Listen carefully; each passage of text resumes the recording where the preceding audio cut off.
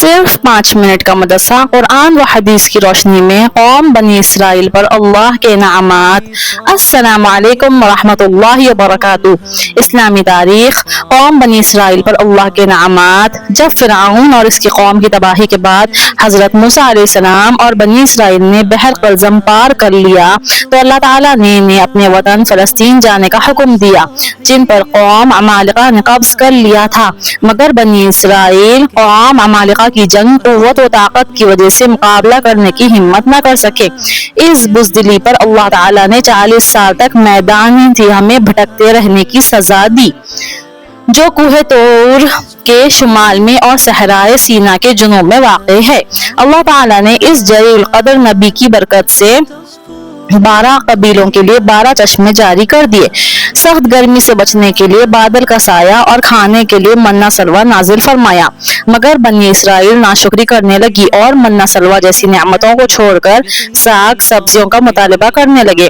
پھر جب ان کے مطالبے پر حضرت موسیٰ علیہ السلام تورات لینے کو طور پر گئے تو ان لوگوں نے بچڑے کو معبود بنا کر اس کی پوجا شروع کر دی۔ اس شرک و بت پرستی کی معافی اور توبہ کے لیے ایک دوسرے کو قتل کا حکم دیا گیا، جس کے نتیجے میں 3000 یا 70,000 افراد قتل کیے گئے۔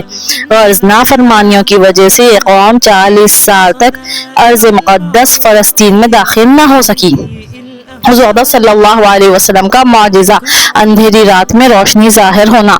حضرت اسید بن حضیر اور عباد بن بشر اندھیری رات میں رسول اللہ صلی اللہ علیہ وسلم کے پاس سے گھر جانے کے لیے نکلے تو رسول اللہ صلی اللہ علیہ وسلم کی برکت وہ دیکھتے ہیں کہ ان کے سامنے ایک روشنی ہے۔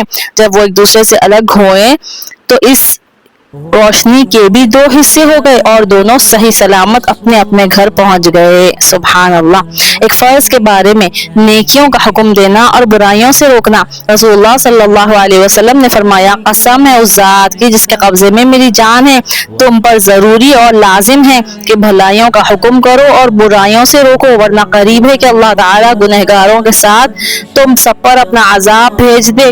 اس وقت تم اللہ تعالیٰ سے دعا مانگو گے تو قبول نہ ہوگی۔ خلاصہ، نیکیوں کا حکم کرنا، برائیوں سے روکنا امت کے ہر فرد پر اپنی حیثیت اور طاقت کے مطابق لازم اور ضروری ہے۔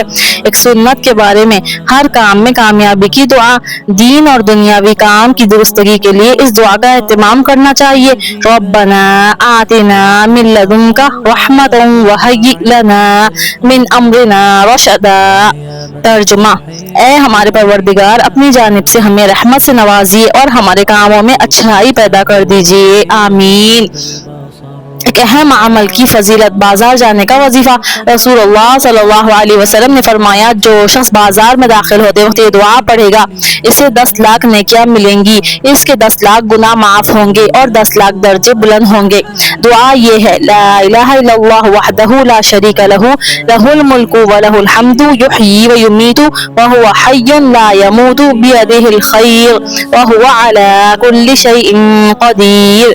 ترجمہ: اللہ کے سوا کوئی معبود نہیں ہے، وہ تنہا ہے، اس کا کوئی شریک نہیں، ساری حکومت اسی کی ہے اور اسی کے لیے ساری تعریفیں ہیں۔ وہی مارتا ہے، وہی زندہ کرتا ہے، وہ زندہ ہے، کبھی نہیں مرے گا، تمام بھلائیاں اسی کے قبضے قدرت میں ہیں اور وہ ہر ایک چیز پر قادر ہے۔ بے شک گناہ کے بارے میں اللہ اور اس کے رسول کی نافرمانی۔ قرآن میں اللہ تعالیٰ فرماتا ہے، جو شخص اللہ اور اس کے رسول کی نافرمانی کرے گا اور اس کی مقرر کی ہوئی حدوں سے آگے بڑھے گا تو اللہ تعالیٰ اس کو آگ میں داخل کرے گا جس میں وہ ہمیشہ رہے گا اور اس کو ذلیل و رسوا کرنے والا عذاب ہوگا۔ اللہم احفظنا، اللہ ہم سب کی حفاظت فرمائے۔ دنیا کے بارے میں، دنیا سے بہتر آخرت کا گھر ہے۔ قرآن میں اللہ تعالیٰ فرماتا ہے، دنیا کی زندگی سوائے کھیل کود کے کچھ بھی نہیں اور آخرت کا گھر متقیوں یعنی اللہ تعالیٰ سے ڈرنے والوں کے لیے بہتر ہے۔ بے شک نبوی سے علاج، عصمت سرما سے آنکھوں کا علاج۔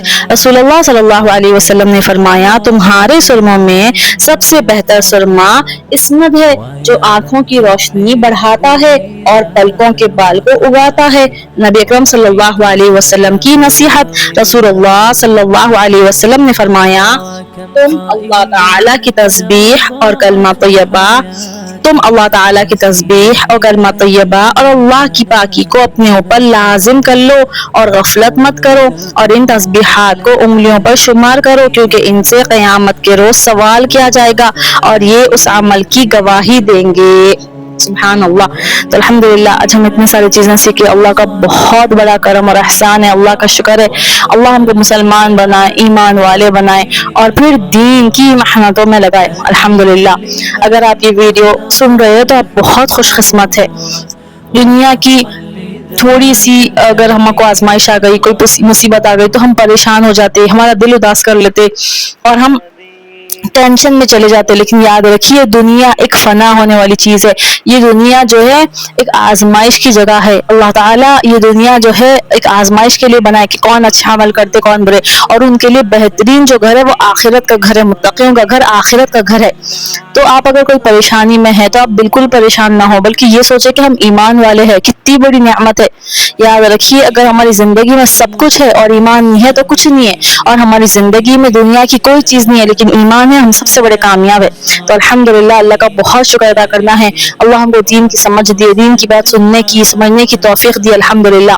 तो प्लीज इस वीडियो को जरूर दूसरों तक शेयर करिए। आपका वीडियो शेयर करना क़यामत तक आपको उसका अजर और सवाब मिलते रहेगा। नेक्स्ट वीडियो के लिए इस चैनल को सब्सक्राइब करिए। जज़ाकल्लाहु खैरन कसीरा।